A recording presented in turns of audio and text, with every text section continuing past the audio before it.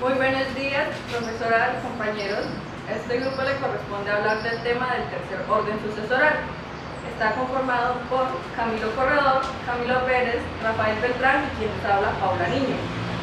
Bueno, ya para entrar en materia, entendemos que el tercer orden sucesoral es uno de los 5 que están contemplados en la ley colombiana y que el Código Civil lo explica así.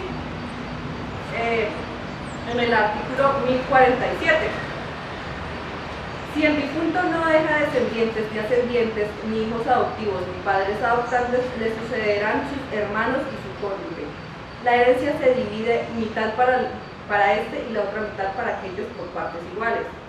A falta de cónyuge, llevarán toda la herencia a los hermanos y a falta de estos, a aquellos. Los hermanos carnales recibirán doble porción que los que sean simplemente paternos o maternos. También se dice que este orden sucesoral no puede pasar a un cuarto, así si no está contemplado alguien. Si hay ya sea un hermano o el cónyuge, toda la herencia recae sobre él. Y bueno, cuando hablamos del artículo, obviamente lo que les explicaba, herederos solo serán hermanos del causante y el cónyuge. Mitad y mitad por partes iguales, y la mitad de los hermanos se divide en la cantidad que hay.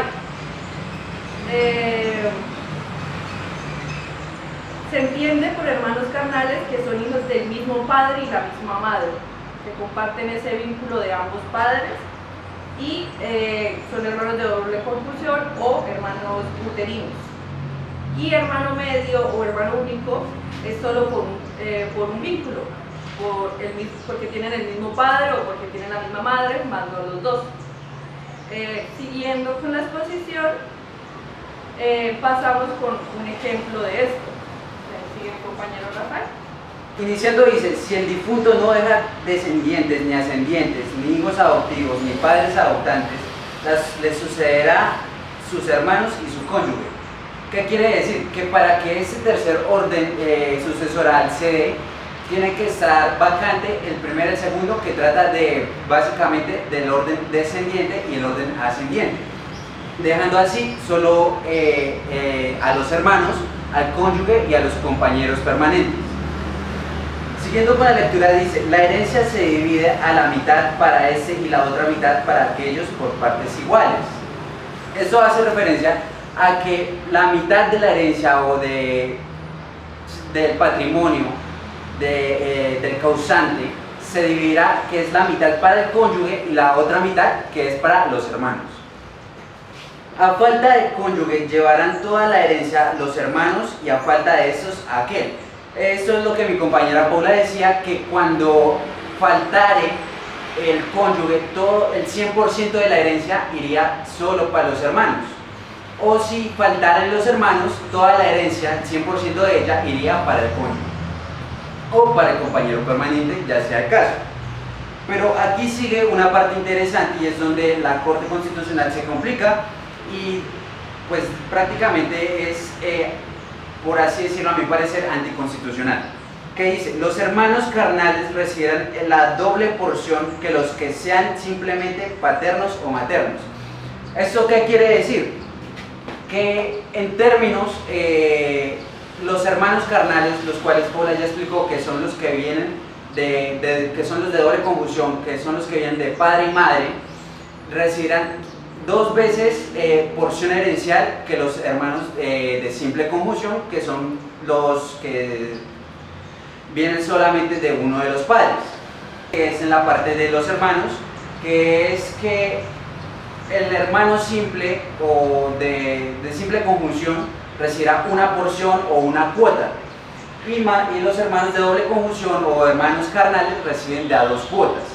Para tener más precisión y tener un ejemplo más claro, vamos a ver ese ejemplo. Veremos cómo hacer la distribución de la sucesión en el tercer orden.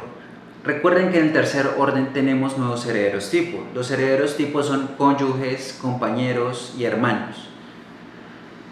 Hay que tener en cuenta que cualquiera de ellos reúne las características para ser heredero principal. Por lo tanto, Puede que exista un cónyuge, un compañero, un hermano, dos de ellos, los tres, etc. Y todos pueden determinar por sí mismos ese orden para que no sea declarado vacante. Siendo así, para analizarlo vamos a ver un ejemplo concreto. En este caso tenemos a un causante que muere en el año 2019 y no tiene descendientes.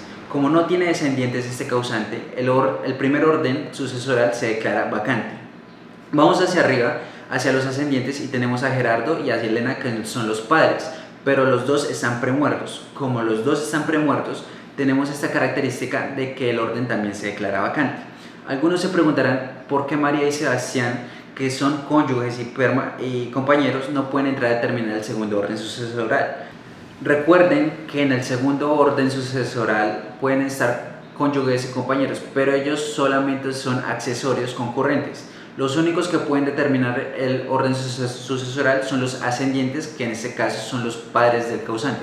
Por lo tanto, declaramos vacante el segundo orden y tendremos que repartirlo en tercero. En tercero lo está determinando María, que es la cónyuge, Sebastián, que es el compañero permanente, y 5 hermanos que están aquí presentes: Camila, Felipe, Tatiana, Daisy y Francisco. Tener en cuenta que esos hermanos tienen una diferencia entre sí. Algunos son hermanos de doble conjunción y otros son hermanos de simple conjunción. ¿Qué significa eso? Los hermanos de doble conjunción quiere decir que provienen del mismo tronco común, que comparten papá y mamá. Los de simple conjunción no necesariamente vienen del mismo tronco común, porque solamente comparten o papá o mamá. En este caso, Felipe y Tatiana son hermanos de doble conjunción, porque están compartiendo a papá y a mamá, Gerardo y Elena, con el causante. Por su parte, Daisy y Francisco solo están compartiendo a Elena, a su mamá Elena, y Camila solamente está compartiendo a su papá Gerardo. Por lo tanto, tenemos 2 hermanos de doble conjunción y 3 hermanos de simple conjunción. Cualquiera de ellos, cónyuge, compañero o hermanos de doble o simple conjunción, puede entrar a determinar el tercer orden en calidad de asignatario. Siendo así, nuestros asignatarios, en este caso, vamos a incluir a María, que es la cónyuge a título personal. Si nos damos cuenta, todos los asignatarios, en este caso, reúnen los 3 requisitos, porque no se nos dice que ninguno de ellos ha muerto, se ha declarado indigno o no tiene vocación. En segundo orden estará Sebastián a título personal. Incluiremos ahora los hermanos de doble conjunción, que está Felipe, Tatiana, porque comparten mamá y papá. Y ahora están los de simple conjunción, que está Camila, Daisy y Francisco. El orden no representa nada en absoluto, simplemente es para poder diferenciar sencillamente. Ahora, ¿qué repartimos en esta distribución del tercer orden sucesoral? Debemos tener en cuenta que en primer y segundo orden tenemos la media legitimaria. En primer orden, además, tenemos cuarta de mejoras y tenemos la libre disposición. En el segundo orden no vamos a tener entonces cuarta de mejoras, porque la cuarta de mejoras solo es para los descendientes, así que tendremos media legitimaria y libre disposición. En el tercer orden desaparece la media legitimaria, porque no tenemos asignatarios que sean legitimarios para el derecho civil. Recordar que los legitimarios para el derecho civil son descendientes o ascendentes, padres o hijos. Entonces, en este orden tendremos 100% de libre disposición, y esto lo vamos a repartir en un total. Podemos poner un valor cualquiera, 560 digamos, sería el total a repartir, y lo vamos a ubicar acá en libre disposición. ¿Qué es lo particular en este caso? No todos recibimos por partes iguales. En el primer orden repartimos por partes iguales. En el segundo orden tenemos el orden igualdad y equivalencia para los herederos tipo o principales. Y en este caso, la libre disposición debe tener 2 simples reglas. La primera, la mitad va para el cónyuges y compañeros, y la otra mitad va para hermanos. Es muy importante que el 50% sea repartido entre cónyuge y compañero. En este caso, 560 dividido en 2 nos da 280. Por lo tanto, esos 280 serán 140 para el cónyuge y 140 para el compañero permanente. Si no tuviéramos cónyuge o compañero permanente, o solamente uno de ellos, entonces los 280 serían en su totalidad o para el cónyuge o para el compañero permanente. Pero ya que están los dos, tenemos que dividir ese 50% entre los dos. El otro 50% es para los hermanos. Sin embargo, la ley tiene una diferencia que para algunos podría ser odiosa y otros podrían decir que es anticonstitucional. En el tercer orden, los hermanos de doble conjunción reciben el doble que los hermanos de simple conjunción. Por lo tanto, Felipe y Tatiana, que comparten a Gerardo y Elena, recibirán el doble que Camila, Daisy y Francisco, que son hermanos de simple conjunción. Entonces, Felipe y Tatiana deben recibir el doble por ser hermanos de doble conjunción. ¿Cómo hacerlo? Para no enredarnos tanto con los problemas matemáticos, vamos a utilizar algo más sencillo. Digamos que los hermanos de doble conjunción van a tener un doble derecho, mientras que los hermanos de simple conjunción van a tener un solo derecho. ¿Cuántos hermanos de doble conjunción tenemos? 2. Entonces, un hermano de doble conjunción, segundo hermano de doble conjunción. Digamos que es Felipe y Tatiana.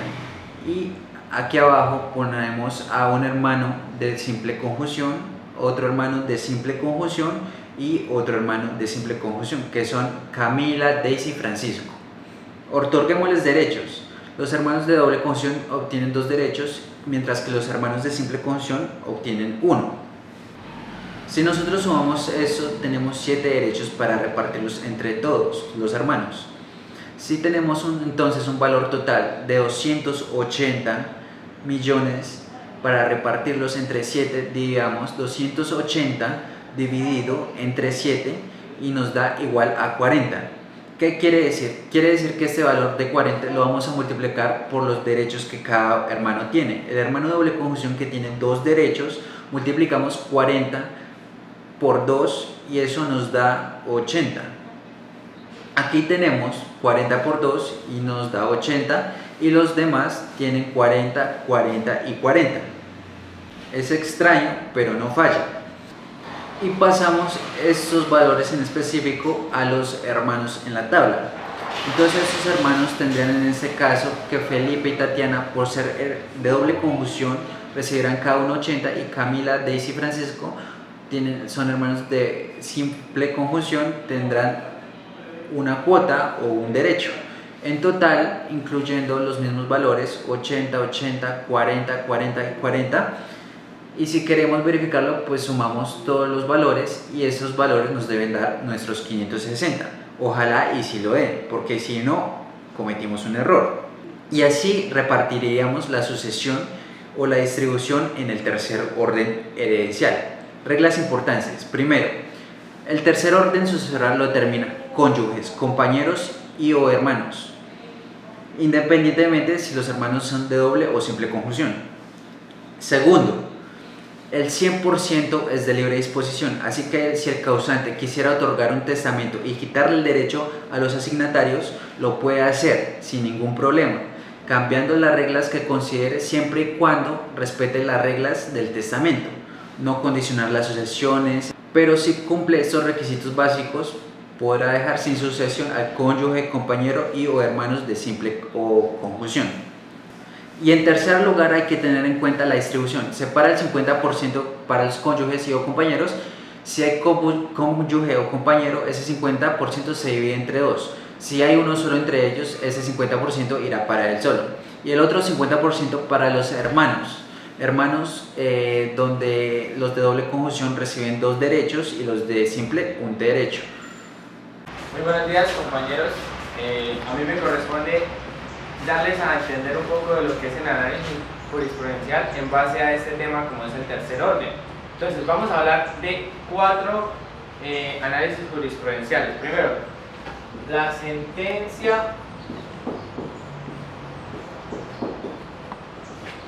C-150 del 94, donde básicamente el accionante pide que el artículo, que es el artículo 1074, sea inexequible, ya que hay vacíos constitucionales en base a la igualdad, porque Dentro de esta jurisprudencia, dentro de esta sentencia, el debate generalizado es los hermanos carnales y los hermanos por consanguinidad, o sea, los que solo son de un solo tronco, que son solamente hijos por parte de papá o hijos por parte de mamá, y no son hermanos carnales. Y dice que se difería a un 100% esa herencia, y que al hermano que no fuera legítimo, que se podría entender así, no se le difiriera toda la herencia. Entonces, para tener un abordaje más claro, con base a esto, los hermanos carnales sí tienen una procedencia, y hay que tener en cuenta que tienen una característica muy notoria, que son, para heredar el principal tiene que haber sido hermano o cónyuge. En este caso la sentencia nos habla de los hermanos carnales y de los hermanos por convivencia o por mera tenencia, o como los puedo entender yo, que son por parte de papá o por parte de mamá, y no por ambos padres. Entonces, en base a esta sentencia se pide la igualdad. Se habla del artículo 16 de la legitimidad de la igualdad en la porción que se tiene que dar al hermano legítimo, o sea, al hermano carnal, y junto con el hermano que no es ilegítimo, que no viene procediendo de un mismo vínculo. Entonces, pasamos a la sentencia,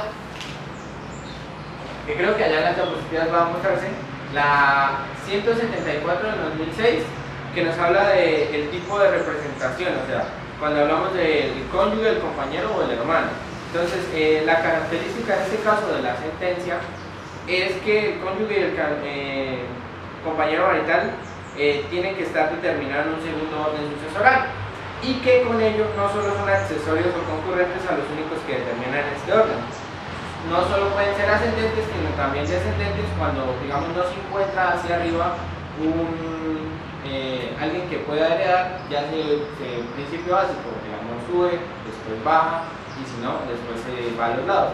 Entonces, básicamente es buscar quién puede tomar esa plaza. Y la sentencia C-238 del 2012 nos habla de la igualdad, ya que es básicamente de una pareja de homosexuales, para que el cónyuge y el compañero permanente, o sea, en este caso, entre a concurrir como compañero permanente dentro de esa clasificación. Entonces nos habla de una protección legítima al derecho, los legítimos que tienen que ser y los legítimos forzosos. En este caso, como en la sentencia se evidencia no hay un legítimo forzoso, se crea la figura de la ley para evitar que el causante básicamente se quede sin una vacancia. Con ello, la sentencia nos habla de las clases de vocación, y básicamente dentro del ejemplo y de la clasificación que toma la sentencia y el articulado es llegar a una finalidad de proteger el derecho al cónyuge, ya sea diferido su orientación sexual o el tipo de relación que haya tenido con el causamiento. Y el expediente de 136 del 2014 nos habla de toda la preclasificación que ha llegado normativamente Colombia para llegar a ese tercer orden hereditario, que se entiende como hermanos, cónyuge y compañero permanente en esa clasificación. Ahora los dejo con mi compañera Paula. Muchísimas gracias. Retomando con la posible inconstitucionalidad o el desacuerdo de muchas personas encargadas de este tema, encontramos una hipótesis o variables sobre un artículo de la Constitución y de cómo este podría demostrar que este tercer orden sucesoral alcanza a ser un poco discriminador. Entonces, por acá estará apareciendo la imagen del artículo 13 de la Constitución Política, sin embargo, se los voy a leer, que dice que todas las personas nacen libres e iguales ante la ley, recibirán la misma protección y trato de las autoridades y gozarán de los mismos derechos, libertades y oportunidades, sin ninguna discriminación por razones de sexo, raza, nacionalidad o familiar, lengua, religión, opinión, política o filosófica. Entonces, básicamente lo que nos quiere aclarar este artículo, lo que nos da a entender es que por medio de este orden sucesoral se iban validando esos vínculos de fraternidad, y se están invalidando los derechos de los hermanos que podemos llegar a tener, porque en el país es muy común este tipo de casos de hermanos medios o de hermanos de doble conjunción. Entonces se estaría de todas maneras discriminando a las personas por simplemente no compartir una totalidad de un vínculo sanguíneo, sin conocer que hay personas que tienen más afinidad con estos hermanos que con los mismos hermanos de doble conjunción. Entonces mucha gente dice que hay que analizar sobre esto, porque de todas maneras sí estaría faltando a la Constitución en cierta medida. Para continuar, encontramos lo de 2 artículos de la Convención Americana de Derechos Humanos y los va a explicar mi compañero Camilo. Bueno, compañeros, como les mencionaba mi compañera Paula, yo les voy a explicar 2 artículos de los convenios americanos de los derechos humanos. En el primero nos habla de que, si los voy a citar, los estados parten de un convenio que se comprometen a los derechos de las libertades y reconocer con ello las garantías de su libertad y su ejercicio de plena jurisdicción sujeta a que, básicamente, habla de que no se puede hablar de discriminación en algún motivo, ya sea por color, sexo, idioma, religión o posiciones políticas en cualquiera de este índole. El primer artículo nos habla básicamente de qué se protege, qué es la igualdad, qué se busca con este convenio. Entonces lo entenderíamos llevándolo al ámbito del derecho civil, que los hermanos por carnalidad o los hermanos, y en el caso de que no sean por un mismo núcleo de padres, tienen que gozar de la misma igualdad sin ser discriminados de ningún índole. Podremos clasificarlo, digamos, dentro del tercer grado de consanguinidad o dentro del tercer grado de quiénes son los que vienen a heredar, ya sea el cónyuge, el compañero permanente o los hermanos.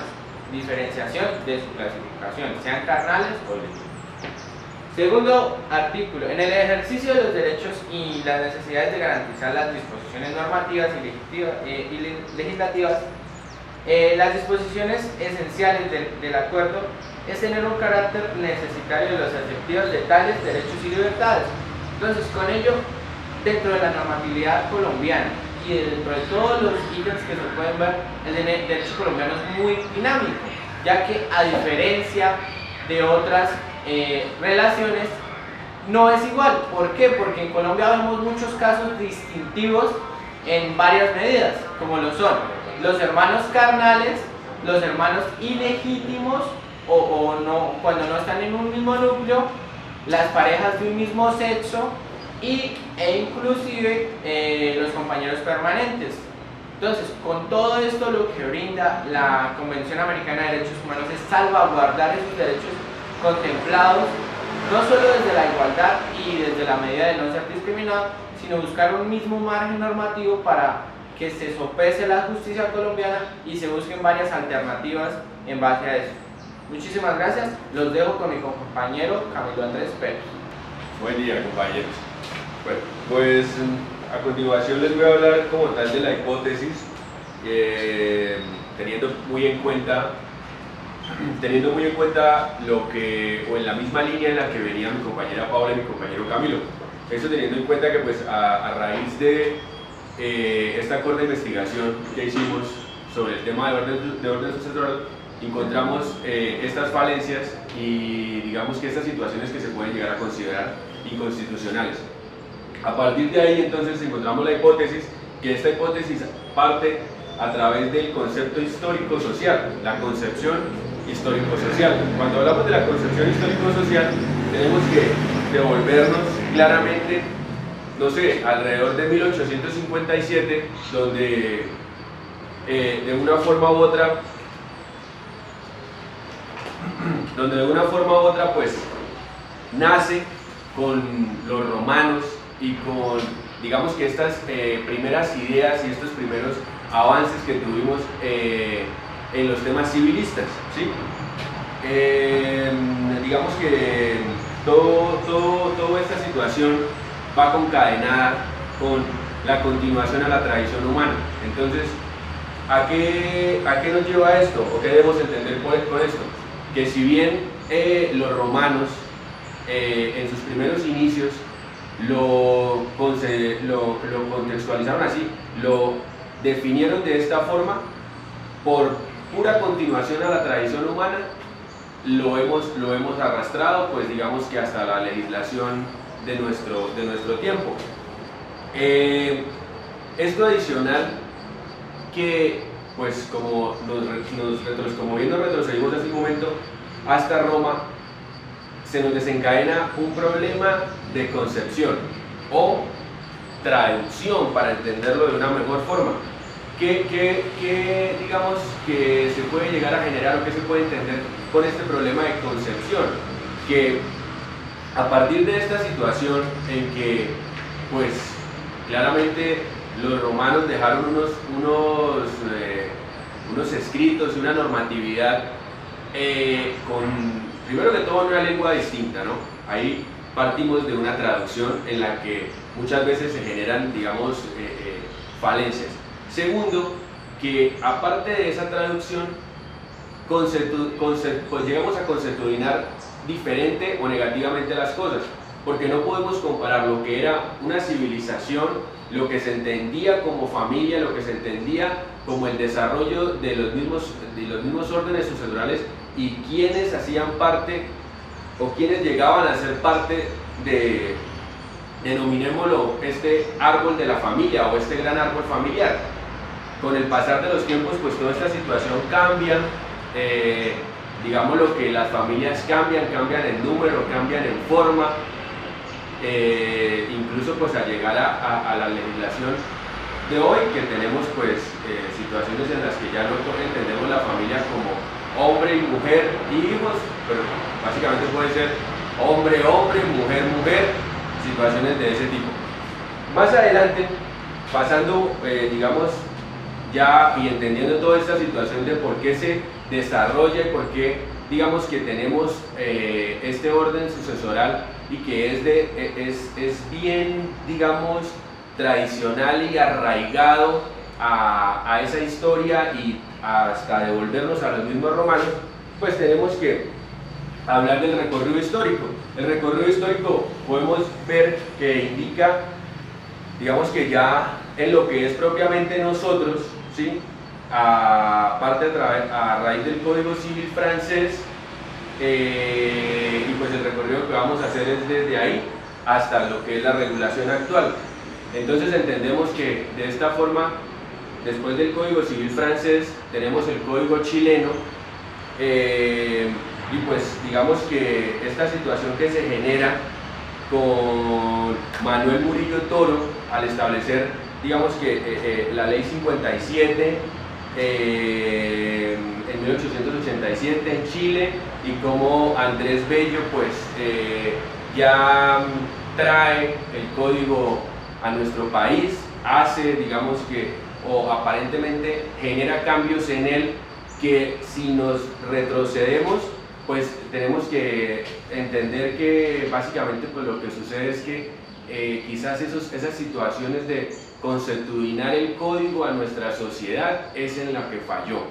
Seguramente que, y es algo que no se puede poner en duda, que es un código civil muy bien estructurado, excelentísimo, y pues un estudiante de mi nivel pues prácticamente se avergüenza en llegar a poner alguna crítica sobre el mismo, pero sí entendemos que hay esas situaciones en las que de pronto faltó un mayor enfoque a lo que era nuestra sociedad y lo que se iba a convertir esta por nuestros patrones y nuestros principios culturales, que por más de que estuviéramos en la misma región latinoamericana, iban a ser diferentes a los chilenos, y que los chilenos de pronto también fallaron cuando lo trajeron de Francia.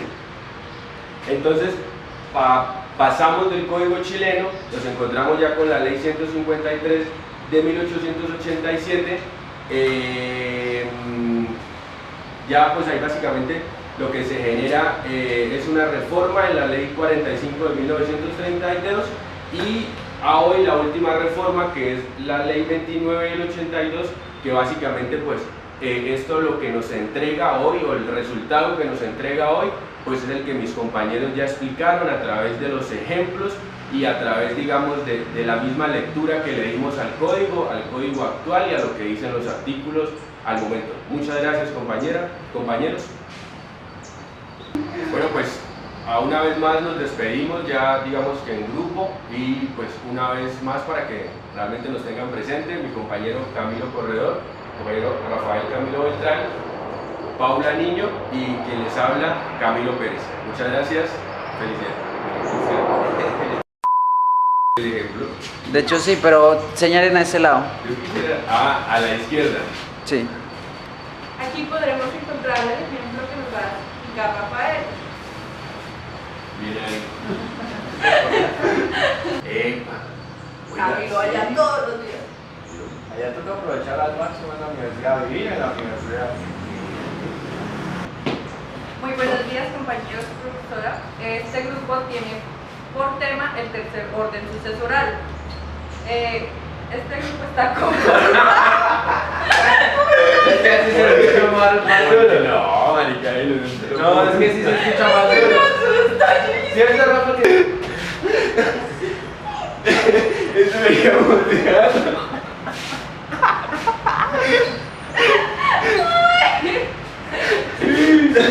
Voy a poner los bloopers, man. Ángela, más nota por los bloopers. Puede ser, sí. Camilo. Es que ¿Va Camilo a quedar ahorita está bochado? pero. ¿Va a quedar bochado o cómo hacemos ahí? Ahí No se lo importa. edita, esto Por no eso, quiere pero decir. queda así como... Obvio, se nos da un corte. Hubiésemos hecho algo así gracioso. ¿Qué? Claro, es que... Gracias. Sí, ahí lo editas, ¿cierto? Si no quieren decir, ahora los dejo con mi compañera Paula, ¿no? No. Epa, algo como para que sea Sí, como... como para que en pase. ese brinco no sea tan... Entonces ahora los dejo con mi compañera ahora los dejo con mi compañera Paula. Muchísimas gracias.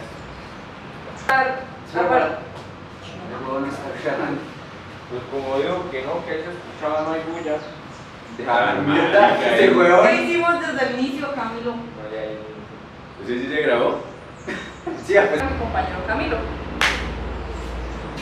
Eso es profesionalismo.